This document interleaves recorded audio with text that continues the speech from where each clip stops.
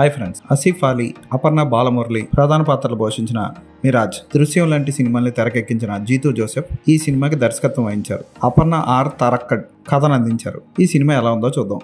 అభిరామి, కిరణ్ ప్రేమించుకుంటారు. ఇద్దరు ఒక ఫైనాన్స్ కంపెనీలో పనిచేస్తారు. అయితే కిరణ్ ఆ ఫైనాన్స్ కంపెనీకి సంబంధించిన డేటాని ఒక హార్డ్ డిస్క్లో కాపీ చేసి పారిపోతాడు. అతన్ని పట్టుకునే క్రమంలో పోలీసులు, ఆ కంపెనీ ఓనరు, వీళ్ళందరూ ఓ జర్నలిస్టు అభిరామి వెంట పడుతూ ఉంటారు. ఆ జర్నలిస్ట్ పేరు అశ్విన్. అయితే అశ్విన్ అభిరామి గురించి తెలుసుకుని ఆమెకి సాయం చేయడానికి దిగుతాడు. చనిపోయాడు అనుకున్న కిరణ్ బ్రతికే ఉన్నాడనే నిజం తెలుసుకుంటారు. అయితే ఆ కిరణ్ ఎలా బతుకున్నాడు, అసలు అతను చంపడానికి ప్లాన్ చేసింది ఎవరు, బతికున్న కిరణ్ ఏం చేశాడు, హార్డ్ డిస్క్ ఎవరి దగ్గర ఉంది, హార్డ్ డిస్క్లో ఉన్న డేటా ఏంటి, ఇవన్నీ తెలుసుకోవాలంటే ఈ మిరాజ్ సినిమా చూడాలి. ఆసిఫ్ అలీ అశ్విన్ పాత్రలో బాగా చేశాడు.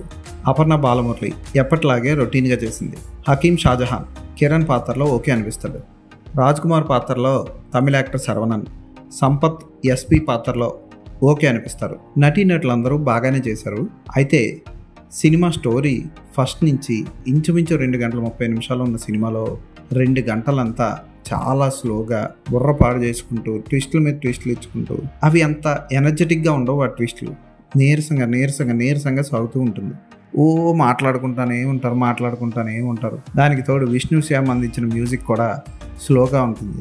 ఎడిటింగ్ వినాయక్ చాలా చేయాల్సింది, కానీ దర్శకుడు టేకింగ్ అలా ఉంటే పాపం ఎడిటింగ్ ఏం చేస్తాడు.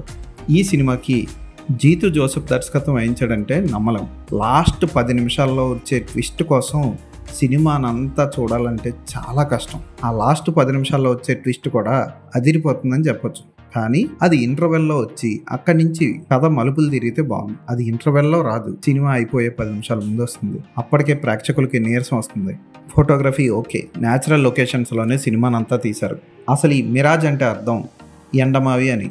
అంటే ఎడారిలో నడుస్తూ వెళ్తున్నప్పుడు నీళ్ళు ఉన్నట్లు కనబడుతుంది, కానీ అక్కడికి వెళ్తే నీళ్ళు ఉండవు. దాన్నే ఎండమావి అంటారు. ఈ సినిమా చూస్తున్నంతసేపు మనకి ఏదో సూపర్ అద్భుతమైన సినిమా చూస్తాం, అద్భుతమైన ట్విస్ట్ వస్తుంది అన్నట్లు అనుకుంటూ సినిమా చూస్తాం. కానీ మనకు అక్కడ ఆ ట్విస్ట్ వచ్చేలోపు, అంటే మనం అక్కడ పరిగెత్తుకెళ్ళేలోపు అక్కడ ఉన్న ట్విస్ట్లు బాగున్నా నిజంగా అవి నీళ్ళు లాంటివి అయినా తాగడానికి ఉపయోగపడి మురికి నీళ్ళలాగా అయిపోయింది ఈ సినిమా పరిస్థితి. లాస్ట్ 10 నిమిషాల కోసం సినిమాని భరించగలిగితే ఈ సినిమాని ఓపిక్గా చూడొచ్చు. ఈ సినిమా త్వరలో రేపో ఎల్లుండో ఓటీటీలోకి వచ్చేస్తుంది. ప్రస్తుతానికి నేను మలయాళంలో చూశాను, తెలుగులో కూడా ఈ సినిమా రాబోతుందని, సోనీ లివ్లో రిలీజ్ కాబోతుందని తెలిసింది. ఈ సినిమాకి నేను ఇచ్చే రేటింగ్ 2/5.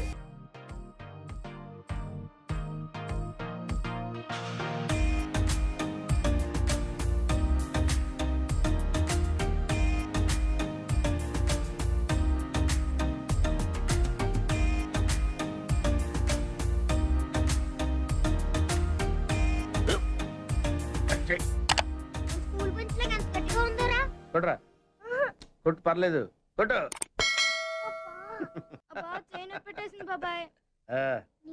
ఏంటి నువ్వు కొడతావా? వాణ్ణి నేను కొట్టడం లేదమ్మా, వాణ్ణే నన్ను కొట్టమంటున్నాను. నువ్వేం కంగారు పడక్కర్లేదు. అడుగుతావేంటి?